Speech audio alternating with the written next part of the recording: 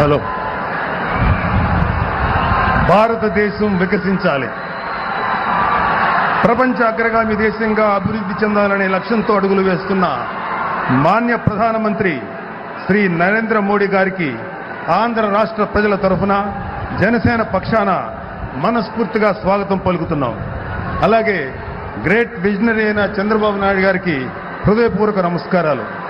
అలాగే బీజేపీ నాయకులకి, టీడీపీ నాయకులకి, జనసేన నాయకులకి అందరూ కూడా హృదయపూర్వక నమస్కారం. అలాగే బీజేపీ కార్యకర్తలకి, టీడీపీ కార్యకర్తలకి, ఎగిసిపడే జనసేన కార్యకర్తలకి హృదయపూర్వక నమస్కారాలు. రాష్ట్రంలో భారతీయ జనతా పార్టీ, తెలుగుదేశం, జనసేన పార్టీ కూటమి బలమైన ముద్ర వేస్తుంది.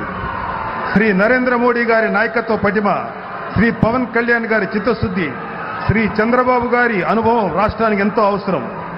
నరేంద్ర మోడీ గారు 2047లో దేశం ఏ స్థాయిలో ఉండాలని ఆలోచన చేస్తుంటే, ఇక్కడ ముఖ్యమంత్రి మాత్రం 25 ఏళ్లు వెనక్కి నెట్టేసి పెత్తందారీ పాలన చేస్తున్నారు. అనకాపల్లి లోక్సభ స్థానంతో మా జనసేనకు ప్రత్యేకమైన అనుబంధం ఉంది. ఇక్కడి నుంచి ఎంపీగా పోటీ చేయాలని జనసేన భావించింది. నేను ఇక్కడ ప్రజలతో మమేకమయ్యాను. భారతీయ జనతా పార్టీ అనకాపల్లి నుంచి పోటీ చేయాలని కోరగా మా అధ్యక్షులు పవన్ కళ్యాణ్ గారు మరో ఆలోచన లేకుండా మనస్ఫూర్తిగా అంగీకారం తెలిపారు. పైగా మా కుటుంబానికి సన్నిహితులైన సీఎం రమేష్ గారు అభ్యర్థి కావడం మా అందరికీ సంతోషకరం. పరిపాలన అంటే పబ్జీ గేమ్ ఆడుకోవడం అనుకునే ముఖ్యమంత్రి ఉండటం రాష్ట్రానికి శాపంగా మారింది. విశాఖ మన్యాన్ని గంజాయికి డ్రగ్స్ క్యాపిటల్గా మార్చేశారు. మన ఆస్తులకు రక్షణ లేకుండా ల్యాండ్ టైటిలింగ్ యాక్ట్ తీసుకొచ్చారు. ల్యాండ్ టైటిలింగ్ యాక్ట్ తీసుకొచ్చి తప్పు చేసింది వైసీపీ అయితే ఆ నెపం బీజేపీ మీద నెట్టేశారు. శ్రీ మోడీ గారి పాలనలో అయోధ్యలో శ్రీరాముడి ఆలయం నిర్మిస్తే, ఈ జగన్ పాలనలో శ్రీరామచంద్రుడి విగ్రహం తల నరికేశారు. దేవతా విగ్రహాలను అపవిత్రం చేస్తున్నారు, రథాలు తగలబెడుతున్నారు. ఆస్తులకి రక్షణ అనేదే లేదు. తెలుగుదేశం, జనసేన, బీజేపీ నాయకులపై దాడులు రోజు రోజుకు పెరుగుతున్నాయి. ఈ మధ్యకాలంలో సీఎం రమేష్ గారి మీద జరిగిన దాడి అందుకు ఉదాహరణ. నాయకుల పరిస్థితి ఎలా ఉంటే సామాన్యుడికి అసలు రక్షణ ఉంటుందా అనేది నా ప్రశ్న.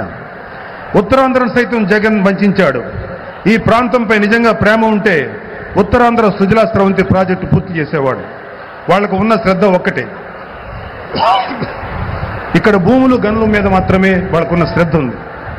జనసేన, టీడీపీ, బీజేపీ కూటమి అధికారంలోకి వస్తే అభివృద్ధి, సంక్షేమాన్ని సమపాళ్లు అందిస్తామని నరేంద్ర మోడీ గారి సాక్షిగా మేము చెప్తున్నాం. ఉపాధి, ఉద్యోగ అవకాశాలు పెరిగే దిశగా ముందుకు వెళ్తాం. రైతులకు, మహిళలకు భరోసా ఇస్తాం. కేంద్రంలో శ్రీ మోడీ గారు, రాష్ట్రంలో కూటమితో డబుల్ ఇంజిన్ సర్కార్ వస్తుంది. భారతదేశం, ఆంధ్రప్రదేశ్ వికసిస్తాయి.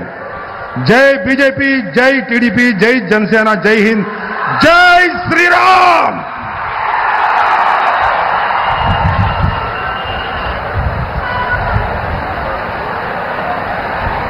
నరేంద్ర మోడీ గారు సభా ప్రాంగణంలోకి వస్తే మనందరం కూడా నమో నమో అని చెప్పి గుణగానం చేయాలి. నరేంద్ర మోడీ